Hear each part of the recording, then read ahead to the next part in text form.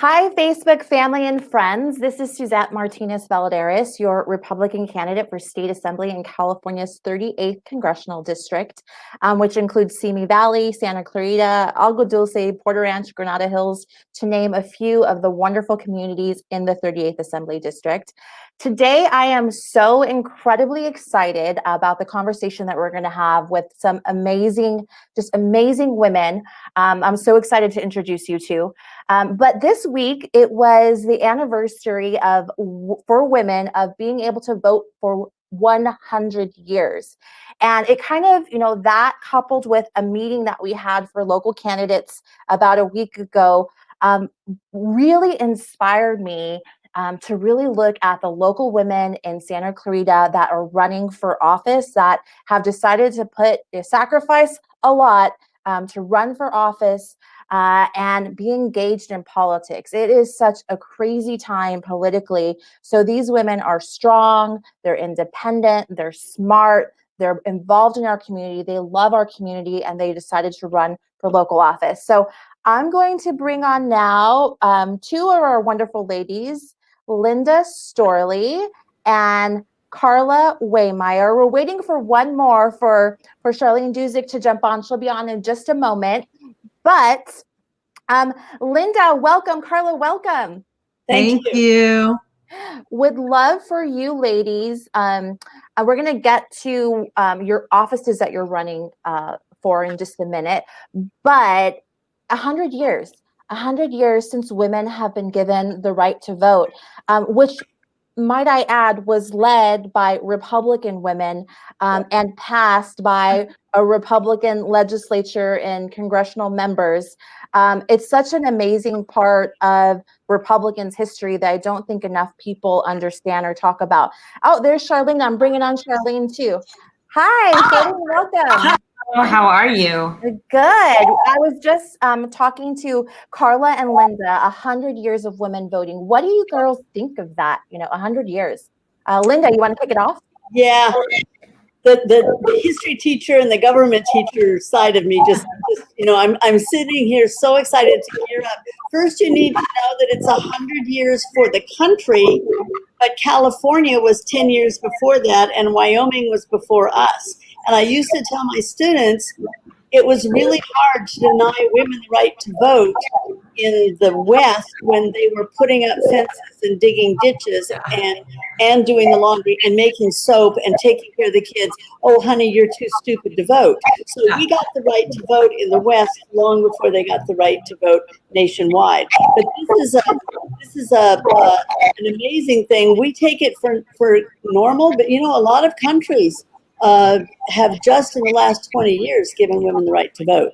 And I hate the term given. It's like nobody gave, this is my right. Yeah. I registered, you youngins. I registered on my 21st birthday because at that time it wasn't 18. I drove 56 miles for a lady that would register me on a Sunday. And I registered as a Republican, obviously, or not obviously maybe, but I registered as a Republican, and I've never missed an election, I don't think. So it's really important. If you're gonna look at your country and try to make it better, you've got to participate.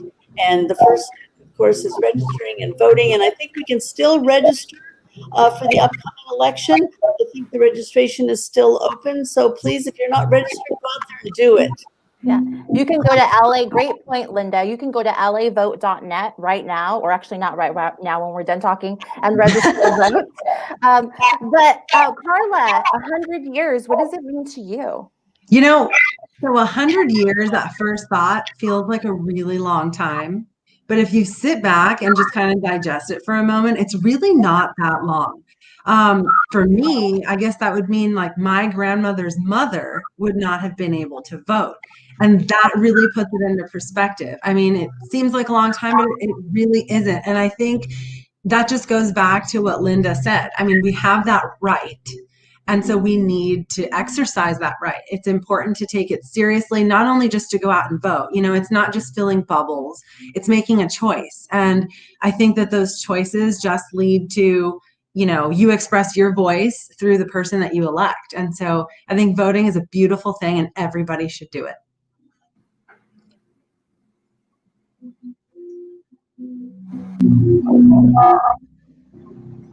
I can't hear you. I can't hear you. For some reason, you. It's because I muted myself, me trying to be fancy with all these buttons in front of me. Sharlene, would love to hear what you think about 100 years of women voting. You know, it was funny because just the other night we were watching, you know, a documentary on PBS and looking at all of the decision makers along the way. And you think about how much of a vital role that women play in the home, play in making things happen in the community. And it's really phenomenal to watch us be able to evolve. And I think that that's one of those things as time goes by, is that you always have to do that reassessment. Who plays a vital role? Who are the people pounding the pavement, making calls, taking care of your family? Now women are, you know, not only carrying a baby in one hand, but attending a board meeting and working 2 jobs. So it's phenomenal to watch us as a country evolve and make sure that we do put those that are playing vital roles, having that voice and putting that at the forefront. So I think it's absolutely tremendous. And, you know, we have to thank those women every day that had the goal, because I think that that's how you create change, is that you sometimes have to march against the status quo to create change. Absolutely. And you know what? I think that all of us here on this call have taken that call to action beyond just going to the polls and voting for who we believe and what we believe. But we've decided to run for office, every single one of us here. And that is a huge step, especially for, you know, those of us with families, with jobs. We do this because of a passion for our community, and it's a big step.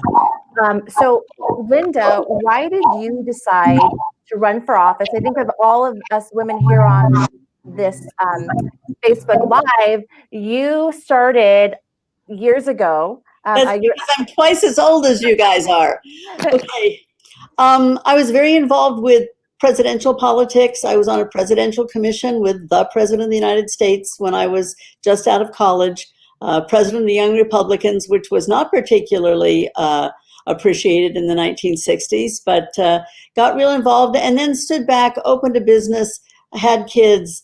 And then when the city came around, I ran for city council. I helped the formation of the city. I ran for city council, and I didn't make that. So I went on to teach for 30 years. And then I figured it's about time to, and I'm always a realtor the whole time, and a mom. And I thought, you know, it's about time for me to retire from teaching, even though I did not want to. I really didn't want to, but an opening came up for school board. And I thought, this is the time. I'll retire, I'll run for school board, and that will help me transition from, you can see I talk with my hands, but you can't see them, transition from teaching, which I miss every day. After 5 years, I still miss it, onto the school board. And I was lucky enough, hardworking, people helping me to get elected to the school board. And now I am the president of the Board of Education of the Hart District, which is kind of a cool thing to say. That is amazing. Again, thank you. You know, there's always somebody who came before us, especially in your own community. So thank you for, you know, being an inspiring woman, a strong woman who is a great leader in our community and a great example for the others on this call here. I think, you know, I'm going to talk a little bit about my why and why I decided to run, because it is so important. I think for once you discover what that why is, it's also important that other people understand why you decided to run for office. I don't think anybody wakes up one morning as like, I'm going to run for office today. And when you find your why, it becomes very powerful. And my why was my daughter, Charlotte. You know, as women, they tell you all of these things about how your life is going to change when you have children, your priorities change, and you kind of expect that, but you truly don't understand it until that baby is placed in your arms and you're like, I have to be responsible for this little life for the rest of their life. And it's just amazing how much more the future means to you than it could have ever meant. And even if you're not in that future, now you're thinking about the future of this little being that is in your arms. And I decided to run for state assembly because of her. In my family, on my dad's side, we've been in California for 100 years. I come from a big Latino family. You're there for Christmas Eve to help make tamales. You're there for barbecues and birthdays. It's all about family and being together. And if you move an hour outside of the city, then you're in trouble. And for my family, about 2 years ago, my brother-in-law moved to Texas with his wife and 3 children. My own brother had moved to Virginia temporarily because my sister-in-law got accepted to GW Law School, and their intentions were to come back to California. But they're not coming back because California has just become so expensive to live in. The middle class is being pushed out of California because of failed Sacramento policies. So my why became my daughter and my family. And if I stay in California and I stay and I fight for her future, and I think that a lot of this resonates with a lot of other people who are seeing their neighbors, their family members who have called California home, maybe even for 100 years, move to other states. So that's my why. Sharlene, you're unique in that you ran for school board and you ran for 38th Central Committee, Republican Central Committee. What was your why for both of those? Hold on, I'm going to have you start over right again because I think you were muted. There you go. I muted my mic. Yeah.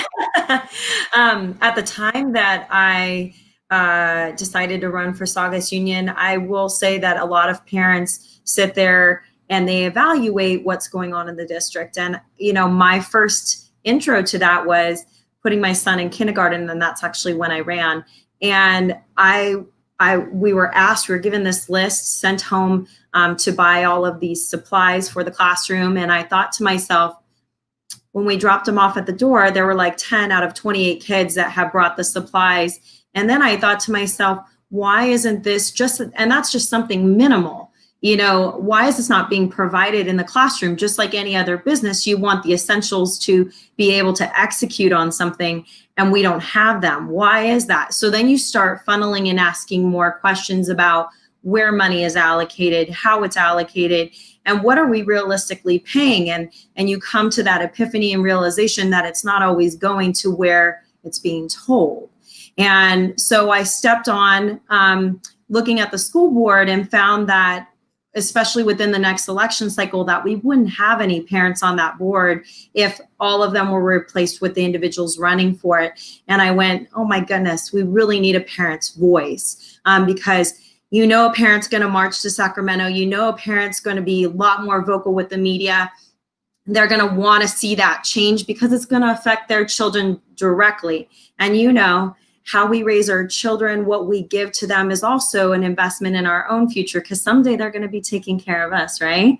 So you start looking at those things, and you know, transitioning into running for the 38th, you want to gain that momentum and help support those other candidates that have that same vision of, we need to see some transition and we need to see some change. And we always hear the word taxes, you know, and where are our taxes going? Taxes, to me, in this day and age, transition to emotional. And it starts to be like, you look at the household in today's household in California, typically you see a dual income family, and you see them sometimes working more than one job, maybe 2. And if they're not working 2 jobs, they're working 60 to 80 hours a week. So you start going, who's there to mentor your children?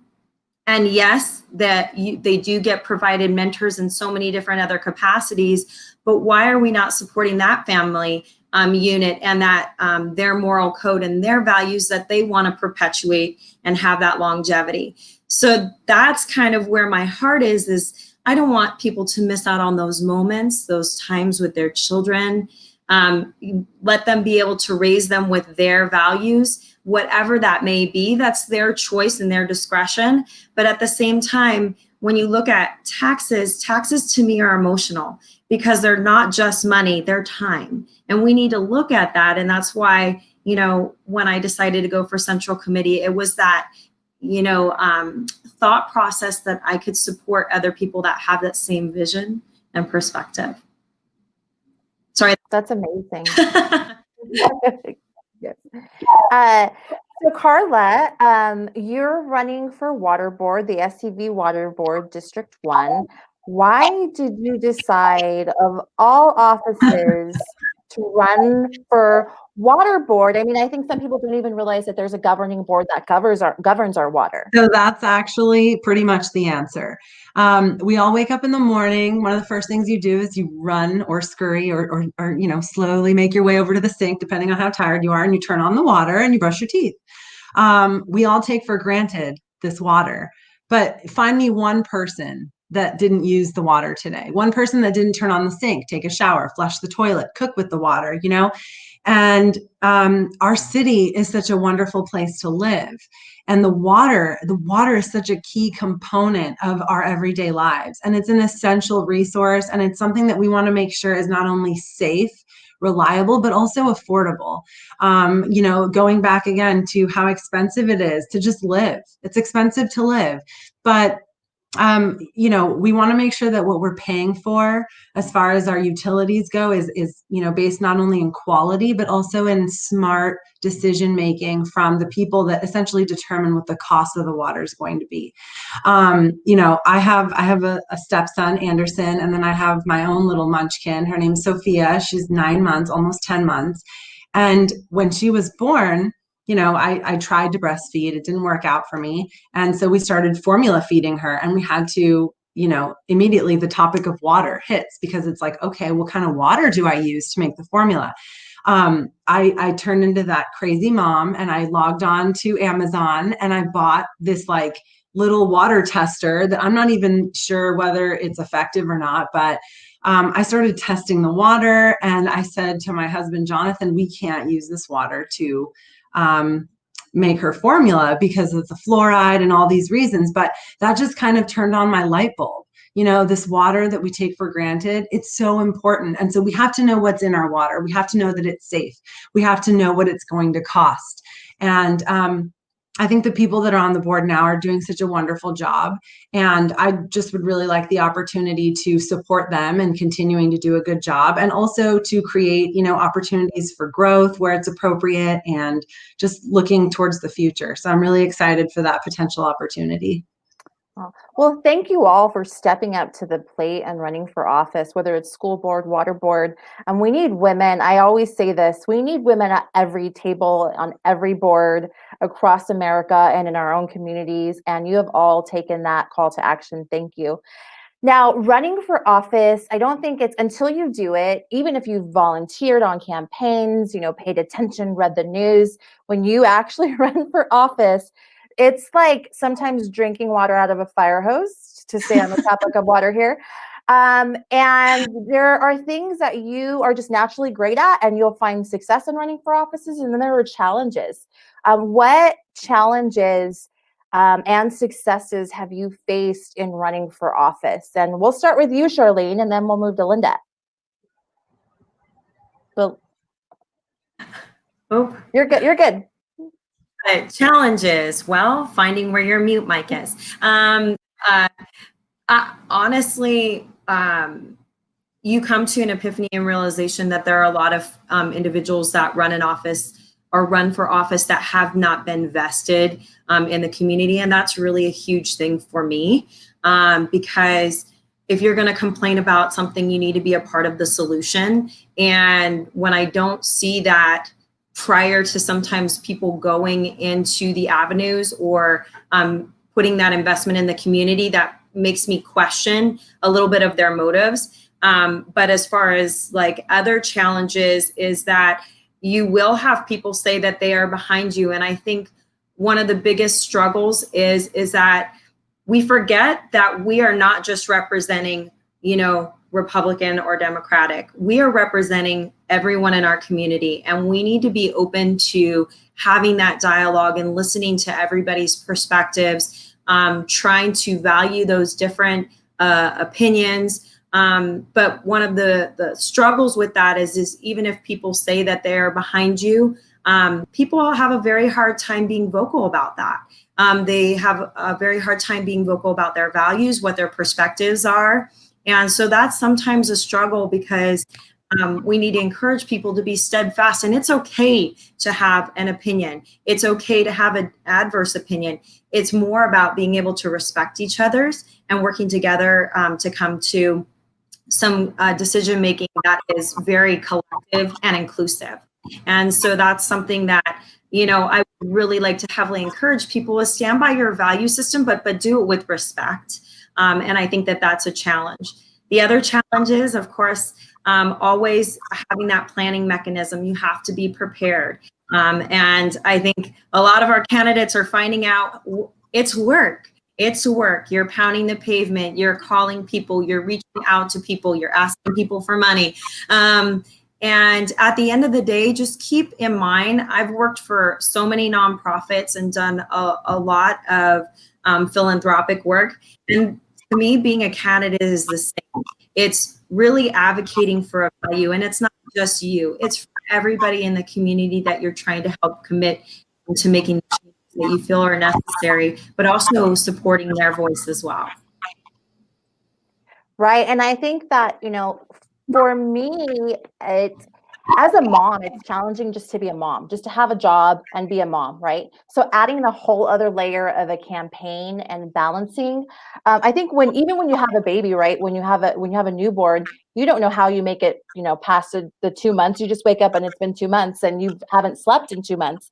But you pretty much just do it. And I think that's an advantage for women, is because we're naturally multitaskers. We just get the job done. We just raise the kids. We just make sure they're fed and they're clothed. And I think it's amazing that when women run for office and when they're elected, they take that same skill set and bring it to Sacramento, to water board, to school board.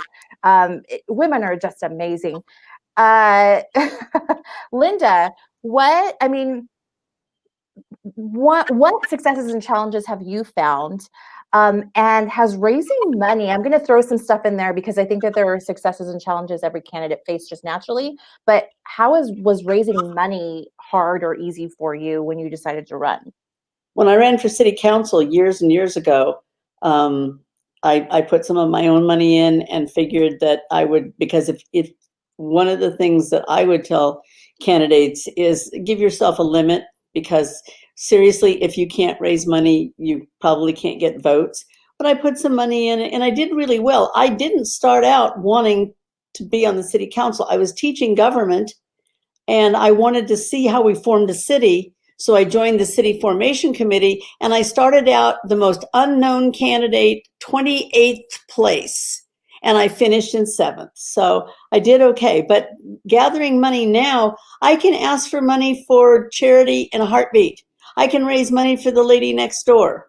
Calling someone or asking someone for money for me is very, very difficult. It's probably the hardest part. I don't mind going out and I'll talk and I'll, last time walk precincts, it's 111. I was crawling up a hill the other day and we crawled on the top of the bill, had permission to put my one of my banners up, 111 degrees. Dennis is at the top of the hill, and I'm seriously 5 minutes later, I joined him. That's difficult. And then I saw that there was a stairway, and I could have used the stairway, but that sort of thing. And meeting people, that's why this COVID is so awful. I love going out and meeting people and talking to them and telling them. As a school teacher, I would see things that I didn't like that was being done by the school district, or I thought could be better done by the school district, and was always told, well, the board won't let you do that. Well, I figured, what the hell? I could be on the board. And I have been able to take some of those things that said were impossible. One of the things I did was get an SRO on every single campus long before I was on the school board. That's a resource officer from the sheriff. We were told that we couldn't close schools for lunches. All schools had everybody out at the same time, which is an accident waiting to happen. And I said, and they go, well, we can't feed them. I said, think outside the box. We can do this. So those kinds of things, getting out and talking to people, I love. This whole COVID thing is not nice. It's awful. But I think the biggest challenge is raising money. The easiest thing for me is to talk about schools. I loved my job. I've never known anybody that misses the job they retired from more than I do. And that part I'm easy with, but raising money is just really, really, really difficult.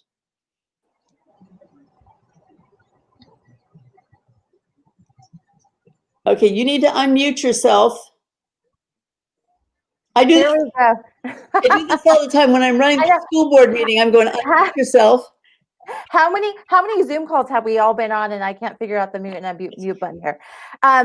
So I think that raising money is the least favorite part for any candidate, and I don't actually have a problem asking for money. I ask, people don't always necessarily give it to me, but I come from the nonprofit realm, and when I'm running, even in my own campaign, I'm doing this for my daughter. I'm doing this for our community. So when I'm asking for money, I'm asking it for that cause because I'm the right voice to represent your children. I'm the right voice to represent our state and our community. And I think when you can look at it through that lens, it becomes much easier to say, can you write a check to my campaign?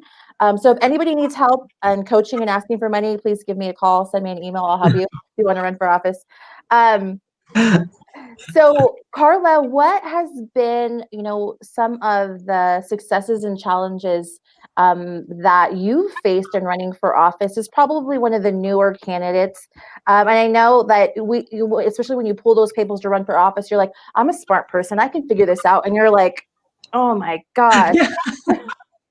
So, the papers, that was very daunting. There's just so much. I personally don't understand why they have numbers instead of names for the documents, because now I've got to remember what the heck a 410 is. And someone's like, did you file your P90 41012? I'm like, right. So, but I made it through that, and, it is what it is. But I would say that one of the challenges that I would be willing to bet is pretty unique to me is I'm a very private person on the internet. Like extremely private.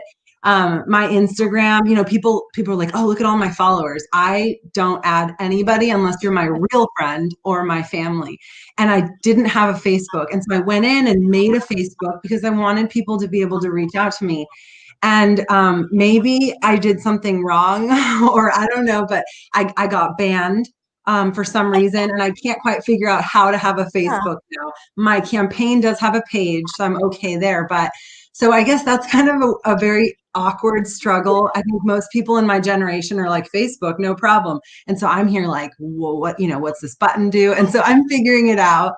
I'm trying to just make the most of opportunities to kind of meet people face to face. COVID makes it hard, but I'm a very like face to face person. I like being in the presence of somebody, shaking their hand, looking them in the eye.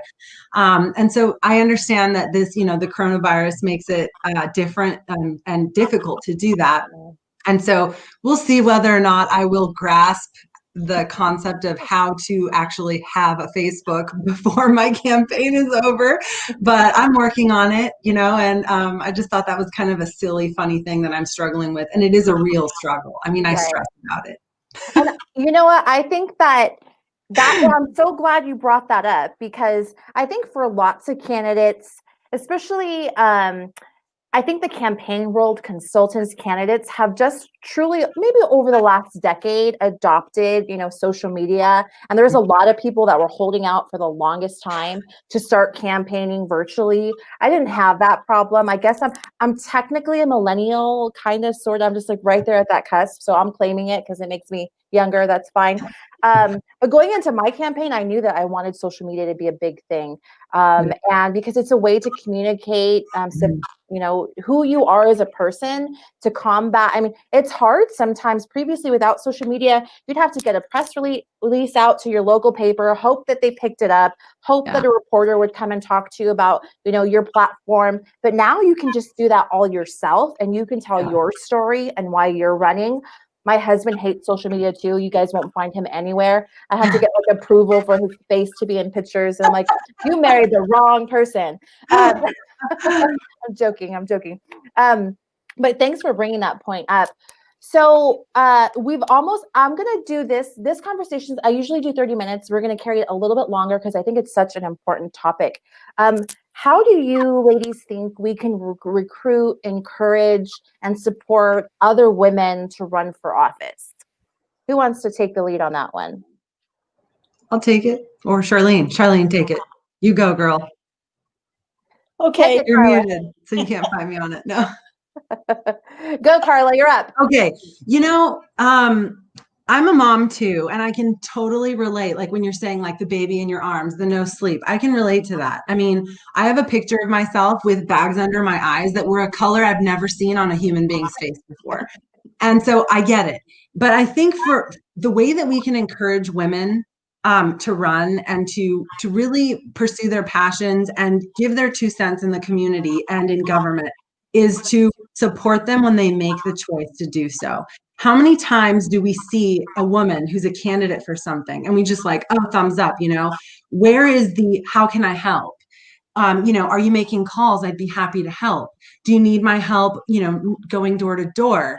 Let me put you in touch with this person because she has a podcast or whatever. And a lot of times I think it's so much easier to just congratulate the person. And maybe that's because you don't want to get involved or whatever it may be, because it's easier. But I think just going that little bit of a distance by saying, wow, congratulations, that's amazing. Is there anything that I can do to help you? And it's not always money. Sometimes you need time from people. Sometimes you need something as small as an introduction. Let me introduce you to so-and-so, let me put your sign in my lawn. Let me talk to my neighbor about you and what I know about you as a person. And I just think it's so important that when we see a woman that has the courage to get out there and just kind of be in the public eye, let's support her. Let's show her that we're proud of her, but let's show her by offering to help, because you cannot do anything alone. Like that's just not the way the world works. And so let's be there for each other. I think that would be my biggest point. And I think moms understand that more than most, right? Because you can't even raise a child alone. There's so much that you need. I understood what needing a village is. The day that baby was placed in my arms, you can't do it alone. So, and you can't run for office alone either. Great points. Yeah. Linda, you want to give us your? Sure. I'm sorry. I was still listening. I think one of the things is by example. My daughter, I told the story about when I was 21 years old, I drove 56 miles to register to vote. And my daughter heard that, her whole time. And she goes, Mom, I bet you don't remember who the first person you voted for was. And I didn't. And she says, I will never forget who the first person I voted for. And I said, who was it? And she goes, you. Oh, God. Yeah. And it's really, and I think that's the example. My mother was a rocket scientist. She was a little bit, she never tooted her own horn, but she's got like, you say something and she go, I was there too. I did that too. And I think examples, we set examples for our daughters. I think that we set examples for our sons, but hopefully someday it won't be the exception. It'll be the norm. There's 5 men, there's 5 women, there's 5, who cares, black, white, purple, I don't care. And it'll be the norm, but we're still struggling. My grandmother, I hear, marched for women to vote. My mom went way outside the norm by being a rocket scientist, and seriously worked on some things that were pretty amazing. Being a teacher was not something I ever thought I was going to be. It was kind of I was in another country and they ran out of English teachers and I was pulled into a classroom. And if I may say on your show, it was a place God meant for me to be. It was the best day of my life.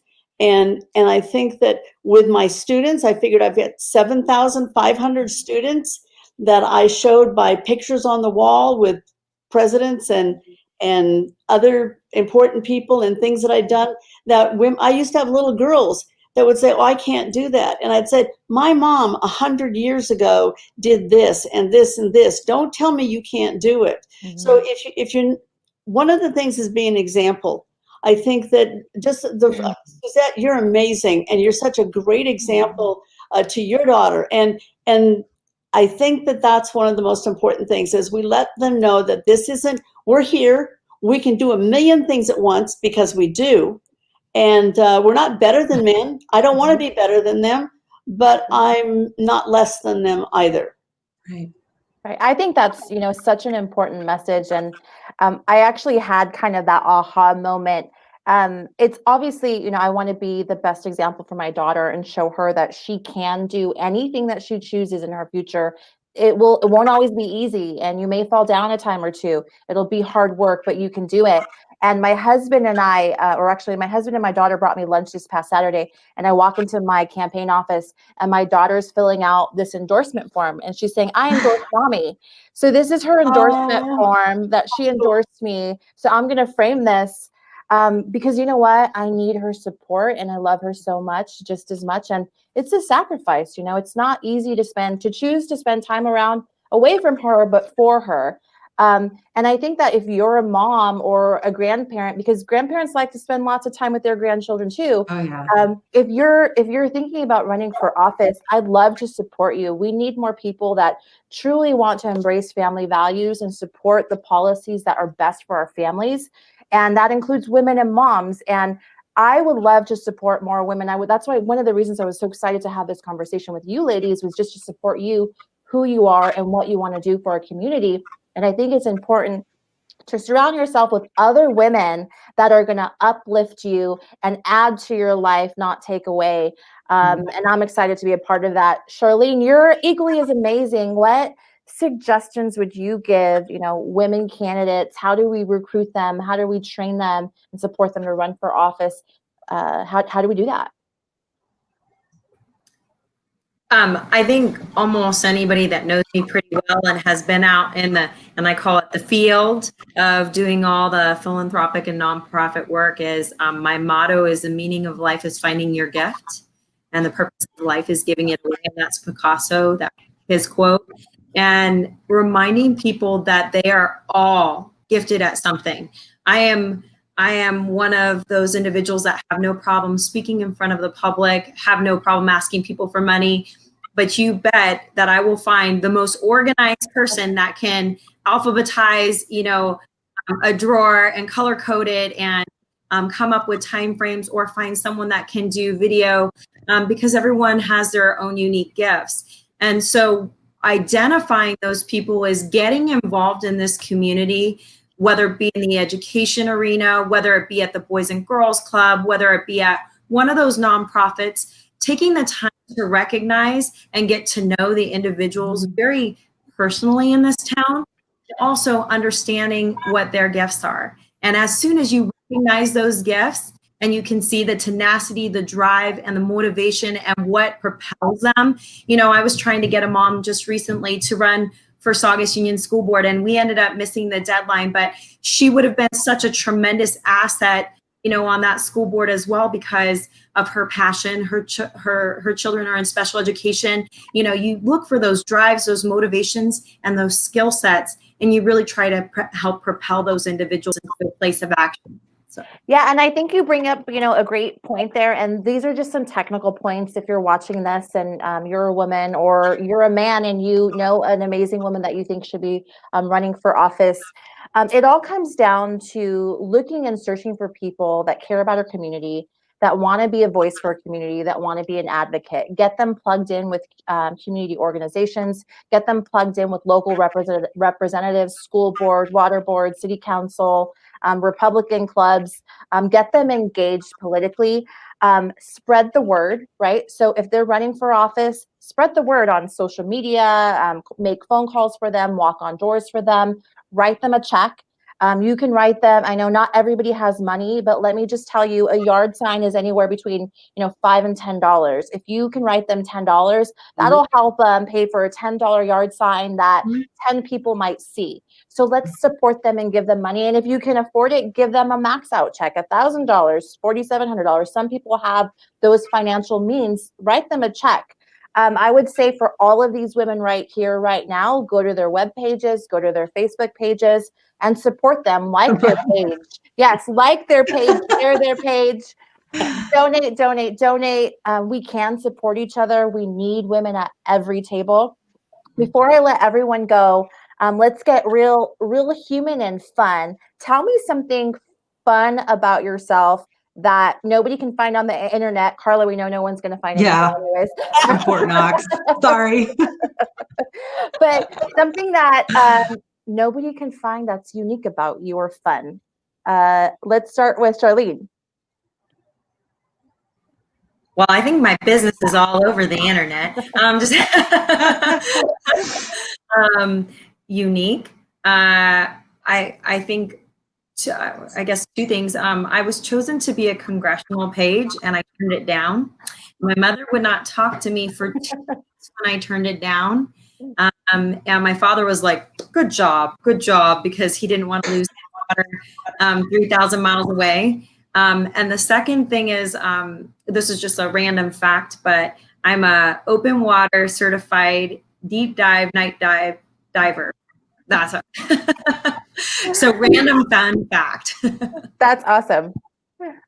Carla, since Oh, we can't find gosh. it on the internet. Yeah, you won't. These are like, especially these facts.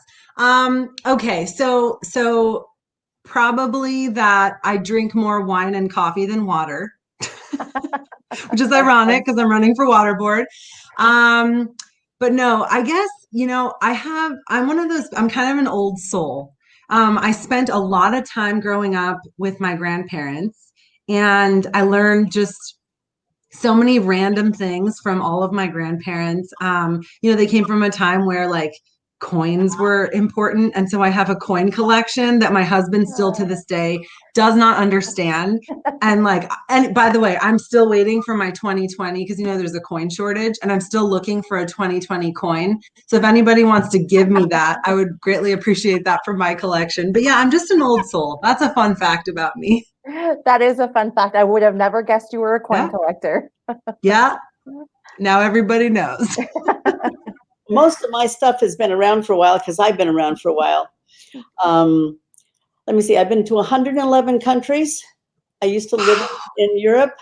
I'm a really, really, really bad pilot, and I've jumped out of an airplane, which is a great thing to tell students because it gives them all sorts of respect. And then they ask you how many times. One time, dear God, scariest thing I ever did. I've met 3 presidents, and I danced with Ronald Reagan. Ooh. Oh, wow. But a wonderful. That's a fun fact. Yeah. And I've shook your hand. So I shook the hand of the woman that danced with Ronald Reagan. Yes. And John Wayne, but Oh, whoa. Let's get better. That is awesome. So strange, I guess. So it's appropriate. I have thick skin, and I mean, not. I thought you said I have 6 kids, and I'm going. No, I thought it was just Charlotte. No. Yeah, just one. I was born at the wrong time to have 6 kids. Could not do it. So I have thick skin. So I mean, which is required for running for office, yet alone partisan office where the attacks are crazy to say the least. But I think that I have thick skin. And I can handle just about any situation, compliment or criticism, because I grew up with 3 brothers, the only girl of 3 brothers.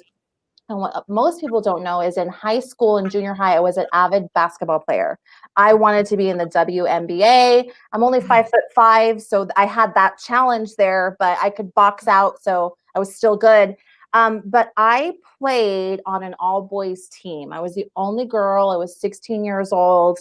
And man, I think just surrounding myself by 16-year-old boys and trying to school them with my layups was a fun time. And I don't think that's on the internet. So fun fact about Suzette. Well, ladies, thank you so much for this last half an hour. I hope it was informative, I think, for all of us to get to know each other a little bit better as we're running and for local office here to represent our community. But I also think and hope it was informative for people watching us to know that, we 2 likes. Oh, good. From being on here. So thank you. You're listening, people. You're listening. I love it. Thank you guys so much for joining us today. Support these women. Before we sign off, where can they find your website, Linda, and then Carla and Sharlene? What's your website, Linda? www.Storley with the number 4 schoolboard.com, or Google it. I used to tell my students, if you can't find my phone number, I'm a horrible realtor. So I'm easy to find. Yeah. Easy to find. Carla, what's your website? www.votecarlaforwater.com. And you will not be able to find my personal page on Facebook, but I do have a campaign page on there. And Sharlene, where can people find you? I I don't have a website right now. I mean, I have one from when I ran for school board, but I am not running. I'm not a candidate this year.